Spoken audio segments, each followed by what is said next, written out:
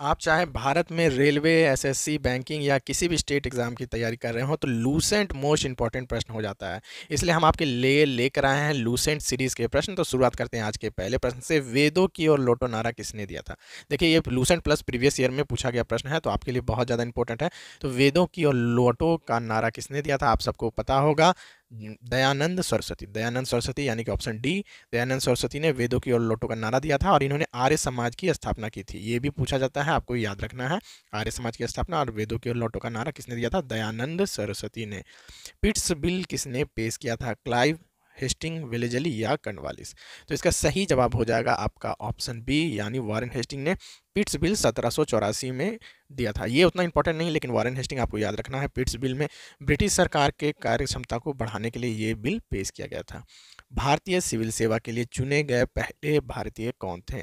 सुरेंद्रनाथ बनर्जी, सत्येंद्रनाथ टैगोर, लाला लाजपत राय या C R दास? तो इसका सही जवाब हो जाएगा ऑप्शन बी, यानी सत्येंद्रनाथ टैगोर। सिविल सेवा जिसे आप आईएएस भी बोलते हैं, यूपीएससी जिसे बोलते हैं, तो उसके लिए किसको चुना गया था? सत्येंद्रनाथ टैगोर को कब चुना गया था? 1863 की बात है, जब इंडियन सिविल सर्विस की शुरुआत हुई थी, तो उस समय इनको चुना गया था। तो ये आपको याद रखना है, कई बार का पूछा गया प्रश्न है। भारत में टेलीग्राफ लाइन कब शुरू किया गया था? 51, 1875, 1884 या 1900 में? तो इसका सही जवाब हो जाएगा 1851 में टेलीग्राफ लाइन भारत में शुरू किया गया था। अच्छा, ये पूछा जाता है एक और चीज़ कि ये कहाँ पे शुरू किया गया था, तो आपको याद रखना है कलकत्ता के डायमंड हार्बर में ये शुरू किया गया था। ठीक है, तो 1851 डेट आपको याद रखना है, टेलीग्राफ से संबंधित है। भारतीय संविधान सभा की संघीय शक्ति समिति के अध्यक्ष कौन थे? देखिए कितना इंपॉर्टेंट प्रश्न है। अब बहुत ज़्यादा कंफ्यूजिंग प्रश्न भी है, बहुत लोग इसमें गलती करते हैं, तो इसको आपको समझना है। सरदार पटेल, बी आर अम्बेडकर, सरदार अल्लादी कृष्ण स्वामी अय्यर या पंडित जवाहरलाल नेहरू? तो देखिए, इसका जो सही जवाब हो जाएगा, संघीय शक्ति समिति के अध्यक्ष कौन थे? पंडित जवाहरलाल नेहरू। लेकिन अगर पूछेगा कि भारतीय संविधान सभा के अध्यक्ष कौन थे, तो ये घटना है 9 दिसंबर 1946 को। ये डेट भी आपको याद रखना है, क्योंकि पूछा जाता है। तो इसके जो पहले अध्यक्ष जो थे वो थे सच्चिदानंद सिन्हा, और ये भी पूछा जाता है पहले अध्यक्ष कौन थे, और ये टेम्प्रोरी अध्यक्ष थे, कुछ दिन के लिए थे, उनके उसके बाद बी आर अम्बेडकर आ गए थे। तो संघीय शक्ति समिति का अध्यक्ष पूछेगा तो होगा पंडित नेहरू, लेकिन अगर सिर्फ अध्यक्ष पूछा जाए तो आपको याद रखना है सच्चिदानंद सिन्हा, और उसके बाद B R Ambedkar permanent member इनको बनाया गया था भारतीय संविधान सभा का। तो इंपॉर्टेंट प्रश्न था, आपको याद रखना चाहिए। भारत के राज्य प्रतीक में सत्यमेव जयते शब्द कहाँ से लिया गया है? मुंडकोपनिषद, सामवेद, ऋग्वेद या रामायण? सही जवाब होगा आपका ऑप्शन ए, यानी मुंडकोपनिषद से आपका सत्यमेव जयते शब्द लिया गया। हड़प्पा सभ्यता की खोज किस वर्ष की गई थी? 1935, 42, 1901 या 1921 में? तो याद रखना है आपको, हड़प्पा की खोज की गए थे 1921 में की गए थे, ये आपको याद रखना है। और उस समय जो हड़प्पा की भाषा थी ये भी पूछा जाता है, तो ब्राह्मी लिपि का यूज़ हुआ था हड़प्पा में। इससे और एक चीज़ पूछा जाता है, आपको याद रखना है कि जॉन मार्शल जो थे, जॉन मार्शल अंग्रेज थे, उन्हीं के सानिध्य में ये खुदाई का काम शुरू किया गया था, तो ये भी इंपॉर्टेंट है। ब्राह्मी लिपि भी आपको याद रखना है। और एक चीज़ और पूछा जाता है कि मोहनजोदड़ो की खोज किसने की थी? मोहनजोदड़ो। तो मोहनजोदड़ो अगर आपसे पूछा गया, क्योंकि आप हड़प्पा पढ़ रहे हैं, तो मोहनजोदड़ो भी पूछा जा सकता है, तो आपको याद रखना है राखल दास बनर्जी। राखल दास बनर्जी ने की थी मोहनजोदड़ो की खोज। तो तीनों चीज़ आपको याद रखने हैं, इंपॉर्टेंट प्रश्न है। नालंदा विश्वविद्यालय में सीखने का एक बड़ा केंद्र था, विशेष रूप से बौद्ध धर्म का था, जैन धर्म, वैष्णववाद या तंत्र? तो नालंदा विश्वविद्यालय में बौद्ध धर्म का बहुत बड़ा केंद्र था और वहाँ पे इसकी शिक्षा दी जाती थी। अच्छा, ये जो है ना, ये है यूनेस्को वर्ल्ड हेरिटेज साइट, तो ये इंपॉर्टेंट हो जाता है आपके लिए। तो यूनेस्को वर्ल्ड हेरिटेज साइट कौन सा? नालंदा विश्वविद्यालय। अच्छा, कहाँ है ये? तो ये बिहार में है स्थित, और बिहार में बिहार शरीफ नाम का एक जगह है, वहीं पे नालंदा विश्वविद्यालय स्थापित है। ऐसे नालंदा एक डिस्ट्रिक्ट का भी नाम है, तो वहाँ पे ही ये स्थापित है, आपको याद रखना है। पश्चिम भारत में चालुक्य वंश के बाद कौन आया? चोल, काकतीय, पल्लव या राष्ट्रकूट? तो पश्चिम भारत में चालुक्य वंश के बाद कौन सा आ गया? राष्ट्रकूट वंश, यानी ऑप्शन डी आपका सही जवाब हो जाएगा। पश्चिम भारत में चालुक्य वंश के बाद राष्ट्रकूट वंश का स्थापना था, और ये 10वीं सदी की बात है। निम्नलिखित में कौन सी बौद्ध की पवित्र पुस्तक है? उपनिषद, वेद, त्रिपिटक या जातक? तो इसका सही जवाब हो जाएगा त्रिपिटक, जो है बौद्ध धर्म की पवित्र पुस्तक है। अच्छा, ये कौन सी भाषा में है ये भी पूछा जाता है, तो पाली भाषा का यूज़ किया गया है, ये भी इंपॉर्टेंट है, ये भी याद रखिएगा। त्रिपिटक है बौद्ध धर्म से पाली भाषा में है। अब देखते हैं अगला प्रश्न कौन सा है। अच्छा, यहाँ पे देखिए क्या पूछ रहा है कि निम्नलिखित में से किस अधिकार को मौलिक अधिकारों की सूची से हटाकर इसे एक साधारण कानूनी अधिकार बना दिया गया। जीवन और व्यक्ति स्वतंत्रता का अधिकार, संपत्ति का अधिकार, शिक्षा का अधिकार या धर्म की स्वतंत्रता का अधिकार। तो जीवन और व्यक्तिगत स्वतंत्रता का अधिकार अभी भी एक मौलिक अधिकार है, ये भी आपसे पूछा जा सकता है। शिक्षा का अधिकार भी मूल अधिकार है और धर्म का अधिकार भी एक मूल अधिकार है। यानी संपत्ति का अधिकार जो है इसे मूल अधिकार से हटा के क्या बना दिया गया, कानूनी अधिकार बना दिया गया। और किस संविधान संशोधन से बनाया गया ये पूछा जाता है, तो आपको याद रखना है 44वां संविधान संशोधन जो कि 1978 में हुआ था। इसके माध्यम से जो है आपका संपत्ति का अधिकार अब कानूनी अधिकार है। अगला प्रश्न देखते हैं। अच्छा, आप इतने दूर तक आ चुके हैं यानी आपको वीडियो पसंद आ रहा है, तो वीडियो को ज़्यादा से ज़्यादा दोस्तों के साथ शेयर कीजिएगा और हमारे चैनल में नए हैं तो चैनल को सपोर्ट ज़रूर कीजिएगा, चैनल को सब्सक्राइब करके हमारे साथ ज़रूर जुड़ जाइएगा। अब देखिए क्या पूछ रहा है कि डोलड्रम्स दबाव पेटियां निम्नलिखित में से किस अक्षांश में स्थित है। तो डोलड्रम्स की बात करें तो आपको एक बार पृथ्वी का मैप देकर समझा देता हूँ। यहाँ पे इक्वेटर की लाइन है, तो इसका 5 डिग्री ऊपर 5 डिग्री नीचे का ये जो एरिया है ये डोलड्रम में गिना जाता है। यानी 5 डिग्री नॉर्थ से 5 डिग्री साउथ का एरिया जो है आपका डोलड्रम का एरिया है और यह लो प्रेशर एरिया यानी कि निम्न दबाव एरिया बोला जाता है। पंचायत समिति अपने कार्यों के लिए किसके प्रति जवाबदेह रहती है। ग्राम पंचायत, ग्राम सभा, जिला परिषद, अंचल पंचायत है या जनपद पंचायत है। तो याद रखिएगा कंफ्यूज नहीं होना है, कई लोग यहाँ पे ग्राम पंचायत और ग्राम सभा दे देते हैं जो कि गलत है। पंचायत समिति अपने कार्यों के प्रति जवाबदेह होती है जिला परिषद से, ठीक है, ये आपको याद रखना है, जिला परिषद के लिए जवाबदेही होती है। भारत के संविधान के किस संशोधन ने उच्च न्यायालय के न्यायाधीशों को सेवानिवृत्ति की आयु 60 से 62 वर्ष कर दी, यानी रिटायरमेंट की उम्र जो है 60 से 62 वर्ष कब कर दी गई थी, 10वां, 12वां, 15वां या 245वां। तो आपको याद रखना है कि 15वां संविधान संशोधन के द्वारा जो जज थे उनकी आयु 60 से 62 वर्ष कर दी गई। अगर आपसे पूछा जाएगा कि जजों की रिटायरमेंट की आयु क्या है तो आपको 62 वर्ष याद रखना है। आर्टिकल कौन सा था, 2243 के अंतर्गत, 224(3) के अंतर्गत ये आता है हाई कोर्ट का जज, ठीक है, हाई कोर्ट का जज, ये भी आपको याद रखना है। अच्छा देखिए ये क्या बोल रहा है, का मतलब है सुप्रीम कोर्ट मामले और इसके शामिल कानूनी मुद्दे पर पुनर्विचार करेगा। मूल न्यायाधिकार, रिट अधिकार, अपीलीय क्षेत्राधिकार या सलाहकार क्षेत्राधिकार। तो इसका समझ में क्या आ रहा है आपको, देखिए आप ऑप्शन से भी टिक कर सकते हैं अगर आपको नहीं पता है।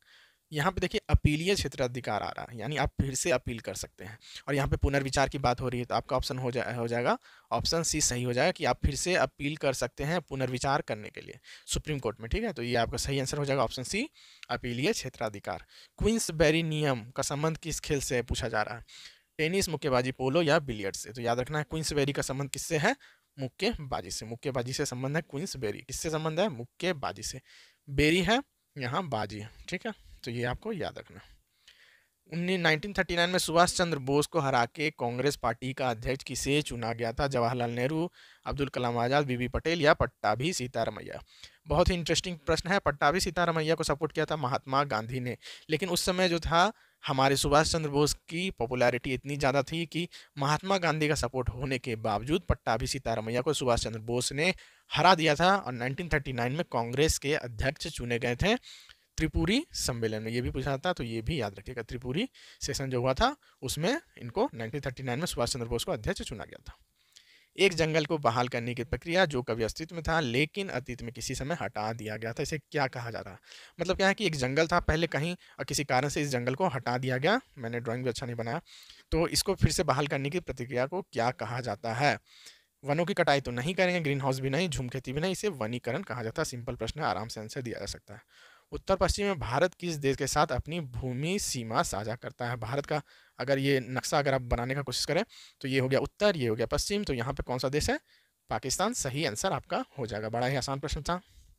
आ गए हैं अगले प्रश्न के पास। सभी नागरिकों को धार्मिक स्वतंत्रता प्रदान करने के लिए भारत में एक धर्मनिरपेक्ष राज्य सुनिश्चित करने के लिए किस अनुच्छेद के तहत धर्म की स्वतंत्रता का अधिकार प्रदान किया गया है। 23, 24, 25 से 27, 25 से 28 या 26 से 30। तो आपका सही जवाब हो जाएगा कि धार्मिक स्वतंत्रता का अधिकार जो है 25 से 28 में है। और ये काफ़ी इंपॉर्टेंट प्रश्न है, कई बार पूछा गया है। मूल अधिकारों में से एक अधिकार है धार्मिक स्वतंत्रता का अधिकार। जाति, धर्म, लिंग के बावजूद सभी लोगों को अपने मौलिक अधिकारों के परिवर्तन के लिए सीधे के पास याचिका कर अधिकार दिया गया। तो देखिए जाति के आधार पर या धर्म या जाति या लिंग के आधार पर अधिकार का अगर किसी का हनन होता है तो वो इसके लिए याचिका कहाँ करेगी ये पूछा जा रहा है। तो किसके पास करेगी, सुप्रीम कोर्ट के पास उच्च न्यायालय के पास, इन दोनों के पास कर सकती है, यानी आंसर हो जाएगा डी। अच्छा, ये जो डिस्ट्रिक्ट कोर्ट होता है यहाँ पे नहीं किया जा सकता, जैसे आपका कोई भी डिस्ट्रिक्ट होगा वहाँ पे एक कोर्ट है तो वहाँ पे नहीं होगा। आपका जो राजधानी में कोर्ट है, आपके राज्य की राजधानी या फिर सुप्रीम कोर्ट जो दिल्ली में स्थित है, वहाँ पे आप याचिका कर सकते हैं मूल अधिकारों के लिए। निम्नलिखित में से किसने स्वराज नामक समाचार पत्र की शुरुआत की थी? लाजपत राय, बाल गंगाधर तिलक, सुभाष चंद्र बोस या महात्मा गांधी? सही जवाब हो जाएगा आपके एससी बोस, यानी सुभाष चंद्र बोस ने स्वराज नामक पत्रिका की शुरुआत की थी। लीला सैमसन का संबंध किससे है? कथकली, ओडिसी, भरतनाट्यम या कुचिपुड़ी? तो लीला सैमसन देखिए कई बार पूछा गया है, इसलिए इस प्रश्न को लिया जा रहा है। तो इनका संबंध जो हो जा रहा है वो हो रहा है भरतनाट्यम से। लीला सैमसन का संबंध है भरतनाट्यम से। प्रसिद्ध नक्की झील कहाँ स्थित है? नक्की झील, तो नक्की जो है कहाँ पे है? माउंट आबू में। माउंट आबू में है, याद रखना है। नैनीताल, मसूरी या ऋषिकेश, देखिए कंफ्यूज मत होइएगा। माउंट आबू में ये एक पवित्र झील है और इसमें गांधी घाट भी यहीं पे स्थित है, ये भी याद रखिएगा। गांधी घाट अगर पूछ लिया जाए तो वो भी यही नक्की झील के पास माउंट आबू में स्थित है। 1857 में मेरठ में विद्रोह फैलने के बाद विद्रोह तेजी से दिल्ली पहुंचा और को हिंदुस्तान का सम्राट घोषित किया। तो देखिए विद्रोह जब हुआ था 1857 का, तो वहां पे जो दिल्ली में विद्रोह पहुंचा तो कौन जो है भारत का सम्राट नियुक्त किया गया था? बहादुर शाह जाफरी, बहादुर शाह द्वितीय, बादशाह आलम द्वितीय? तो इसका सही जवाब हो जाएगा ऑप्शन डी, यानी बहादुर शाह जाफरी और बहादुर शाह द्वितीय दोनों ने खुद को हिंदुस्तान का सम्राट नियुक्त कर दिया गया था। हिमाद्री शब्द के लिए प्रयोग होता है किसके लिए? पश्चिमी घाट, शिवालिक रेंज, मध्य हिमालय या ग्रेटर हिमालय? सही जवाब है हिमाद्री रेंज का प्रयोग होता है ग्रेटर हिमालय के लिए। निम्नलिखित में से किसे तालाब रेशम के रूप में जाना जाता है? नाइटोक, उल्थ्रिक्स, साइप्रोगारिया या अनाबेला? तो सही जवाब है ऑप्शन सी, स्पाइरोगारिया। जो है ना तालाब में फैल जाता है, इसलिए तालाब रेशम के नाम से जाना जाता है। साइंस का बायोलॉजी का प्रश्न था। यूरो की नई मुद्रा किस वर्ष पेश की गई थी? इकोनॉमिक का क्वेश्चन है, देख लीजिए। तो यूरो की नई मुद्रा कब पेश की? 83, 2001, 1999 या 1995? सही जवाब हो जाएगा यूरो की नई मुद्रा 1999 में। अभी यूरो की मुद्रा को लेकर बहुत सारा विवाद चला है, तो इंपॉर्टेंट प्रश्न हो जाता है, इसलिए इसे याद रखिएगा। 1999 में थी, 1 जनवरी 1999 में यूरो की नई मुद्रा जो है वो पेश की गई थी। ठीक है, तो और यूरो जो है 27 जो यूरोपियन कंट्री है उसमें से 19 कंट्री की मुद्रा यही है। कौन सी? यूरो। ठीक है, यूरोपियन कंट्री के जो देश हैं। मराठा नौसेना मराठा साम्राज्य में सशस्त्र बलों की नौ सैनिक शाखा थी जिसकी स्थापना किसके द्वारा की गई थी? तो मराठा साम्राज्य में मराठा नौसेना की स्थापना किसने की गई थी? सीधा यही प्रश्न है। संभाजी, शिवाजी, बालाजी बाजीराव या बालाजी बाजीराव द्वितीय ने? तो सही जवाब हो जाएगा शिवाजी ने नौसेना। देखिए मराठा नौसेना की शुरुआत किसने की थी? शिवाजी ने की थी। कब की थी? 17वीं सदी में की थी, ये भी याद रख लीजिएगा। ठीक है, 17वीं से 18वीं सदी के बीच छत्रपति शिवाजी महाराज ने महाराष्ट्र में नौसेना की शुरुआत की थी। और इसी के साथ हमारा आज का आखिरी प्रश्न समाप्त हो जा रहा है। कैसा लगा आपको वीडियो? कमेंट में ज़रूर बताइएगा, दोस्तों के साथ शेयर जरूर कीजिएगा और इंतजार कीजिएगा नेक्स्ट वीडियो का, हम जल्द ही लेके आपके पास आएंगे। तब तक के लिए नमस्कार, जय हिंद दोस्तों। आप